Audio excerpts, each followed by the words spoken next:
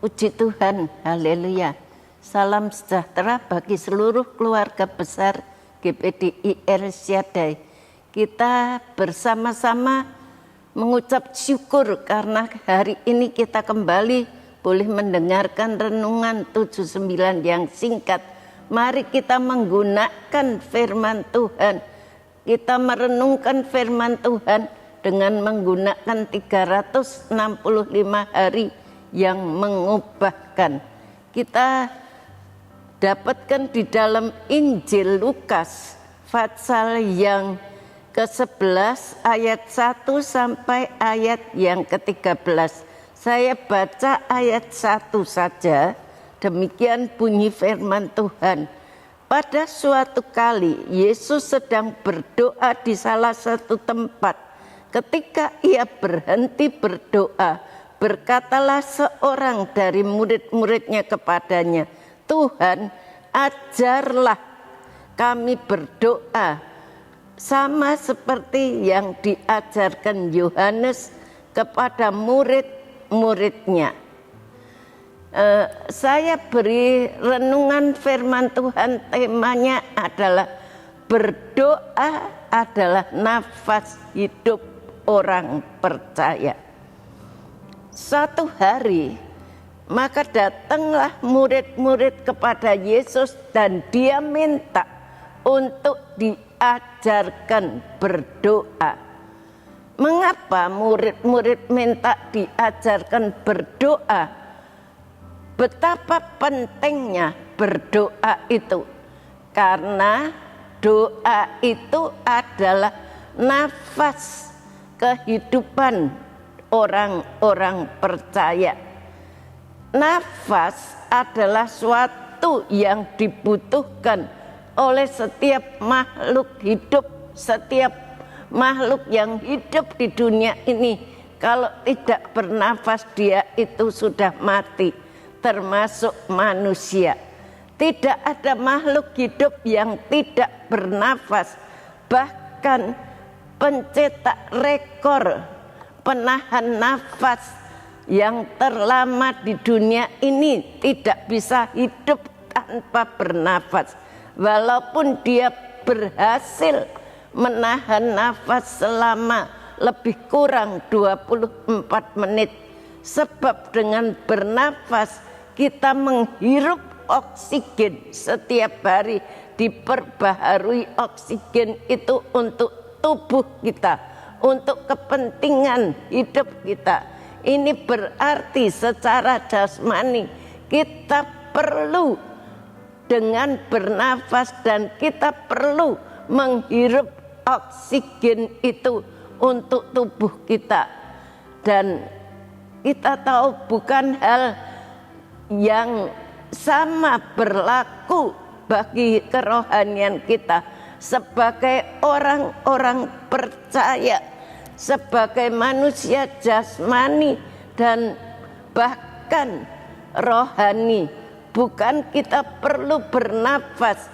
Kalau secara jasmani kita bernafas melalui oksigen, maka secara rohani kita bernafas melalui doa. Kalau seseorang percaya dia berhenti berdoa, berarti pernafasannya itu sakit, tidak sehat.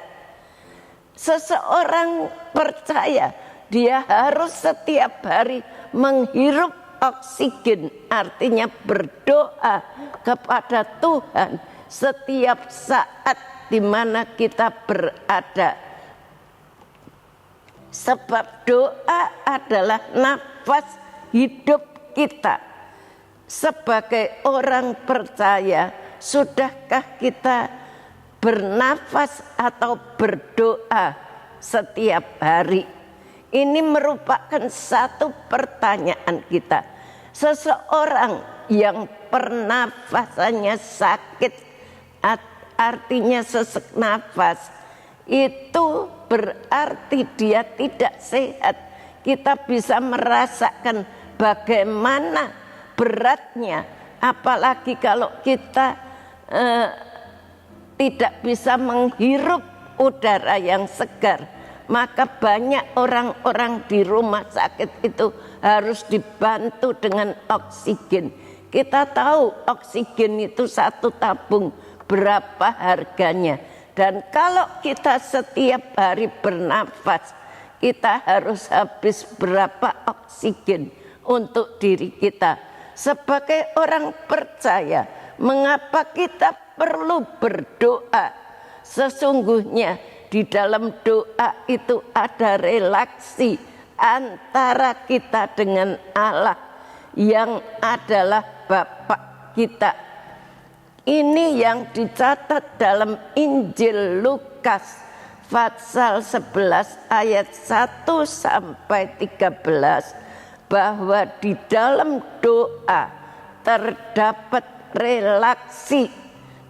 Ketika para murid Tuhan mengajarkan mereka untuk berdoa, menariknya ialah Tuhan Yesus mengajar mereka untuk berdoa dengan menyebut nama Tuhan itu dengan Bapa.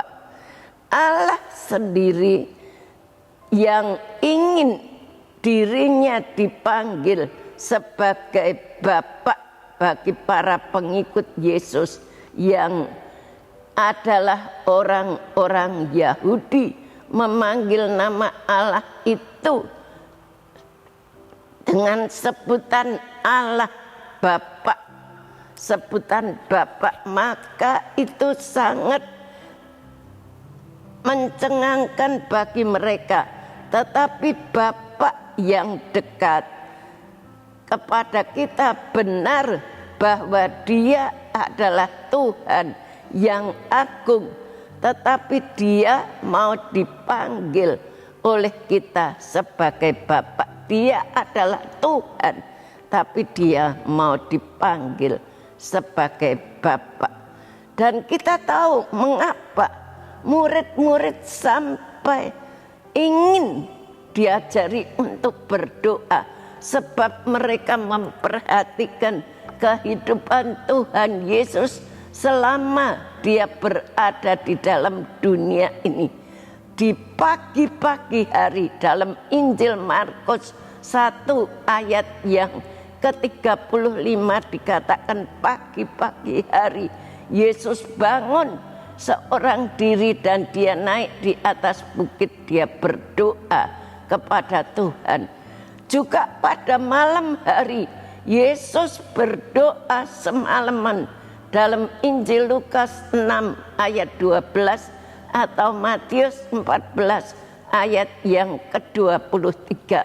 Yesus berdoa setiap semalam-malaman sementara murid-murid sudah tidur. Juga pada siang hari Yesus berdoa di tengah-tengah kesibukan. Dia tidak lupa berdoa kepada Bapaknya. Itu diperhatikan oleh murid-muridnya.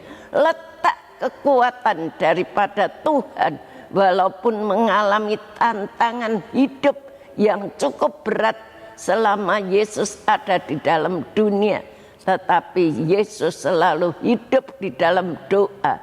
Dan itu adalah kekuatan daripada Yesus, karena Dia selalu hidup di dalam doa. Berikut doa merupakan kesatuan dengan iman kita. Ketika kita mengakui diri kita bahwa kita adalah orang percaya, maka disitulah kita sebagai orang yang percaya juga orang yang seharusnya berdoa. Di dalam ayat 5 sampai 8, saya baca ayat 5 saja. Lalu katanya kepada mereka, jika seorang di antara kamu pada tengah malam pergi ke rumah seorang sahabat, ke seorang sahabatnya, dan berkata kepadanya, saudara, pinjamkanlah kepadaku 3 roti. Itu kita melihat ada seorang yang tengah malam kedatangan sahabatnya.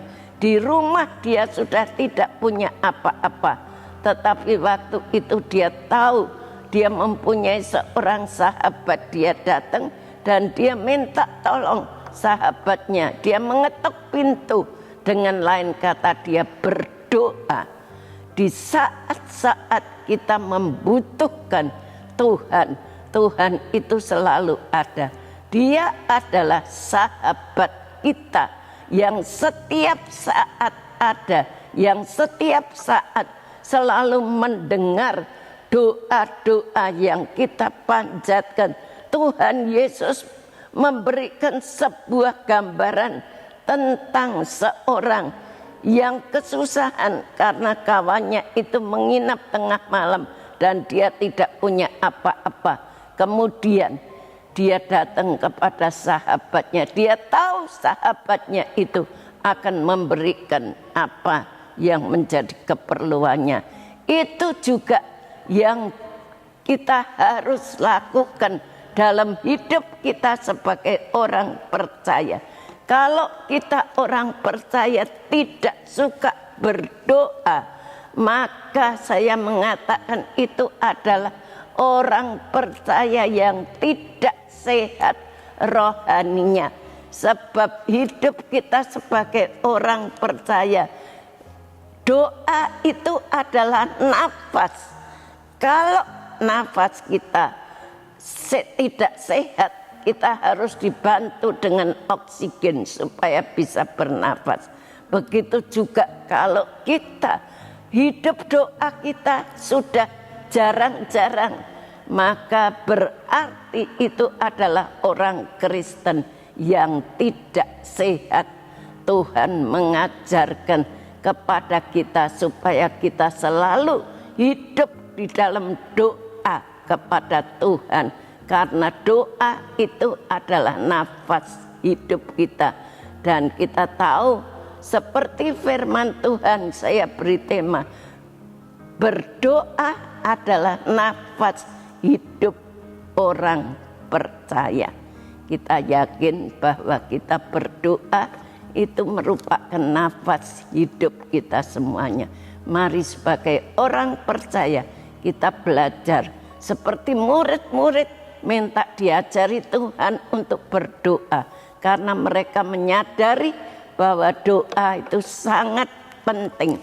Doa itu adalah kekuatan bagi orang-orang yang percaya kepada Tuhan. Sekian firman Tuhan, Tuhan Yesus memberkati. Terima kasih telah mengikuti renungan 79.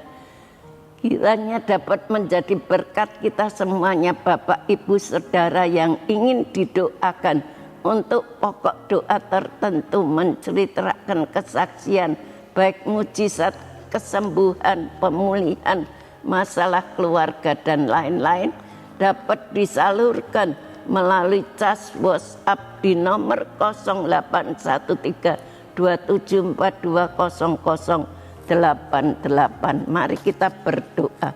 Terima kasih Tuhan, Engkau sudah memberikan firman-Mu kepada kami semuanya. Ajar kami berdoa Tuhan. Kami menyadari bahwa tanpa berdoa Tuhan, kami adalah orang Kristen yang tidak sehat rohaninya. Sebab itu Tuhan, kiranya ajar seluruh keluarga besar GPDI El Shaddai menjadi jemaat yang suka hidup di dalam doa, berbicara kepadamu. Dan kami tahu ini merupakan satu kekuatan bagi kami, bagi gerejamu, bagi pekerjaanmu. Tolong gerakkan seluruh umatmu supaya menyukai hidup di dalam doa. Berkati Ibu Gembala kami, Tuhan tahu beban pikulan yang ditanggungnya cukup berat. Engkau memberkati, Engkau melindungi, memberikan kekuatan lahir dan batin, memberikan kesehatan, hikmat yang bertambah-tambah dan urapan yang baru. Tolong juga multimedia yang dengan setia melayani kami. Berkati, balas dengan limpah-limpah sesuai dengan janji firman-Mu. Terima kasih. Haleluya. Tidak ada seperti Engkau di antara para Allah ya Tuhan. Dan tidak ada seperti apa yang Kau buat. Segala bangsa yang Kau jadikan akan datang sujud menyembah di hadapan-Mu ya Tuhan. Dan akan memuliakan nama-Mu, sebab Engkau besar dan melakukan keajaiban-keajaiban. Engkau sendiri saja Allah. Terima kasih Tuhan. Haleluya. Amin.